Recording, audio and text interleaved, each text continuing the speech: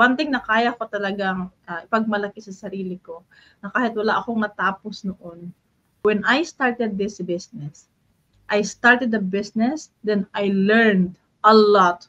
Para na rin ako nag-college degree. Imagine building a business and then learning and of course later earning. I mean, I didn't have the chance before noon na mag-aral kasi wala kaming pera.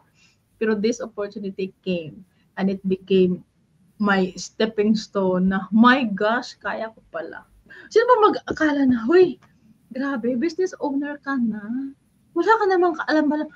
High school graduate ka lang, Day. Pero grabe sis, it teach me talaga. And yung character ko, ngayon, yung confident ko, na-build lang talaga siya because of this business. And my gosh, para na rin ako nagdi-degree, para na rin ako nag-aaral sa college na parang libre. Kasi libre lang na yung training. And at the same time, na-i-apply ko siya kaagad sa business ko.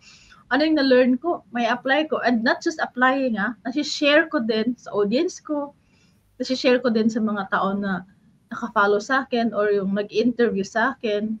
And I think that's a win-win. You will know siguro na you are on the right path kapag alam mo na ito na talaga yung parang direction. Kasi parang ganun. Parang, iba talaga yung feeling ko. Iba yung pakiramdam na, wow, ang sarap talaga. Ang sarap talaga. Marami naman akong certificate sa business na to, sis. Diba? Every time may training na na-unlock, parang achievement yan eh. Parang, thank you, Lord.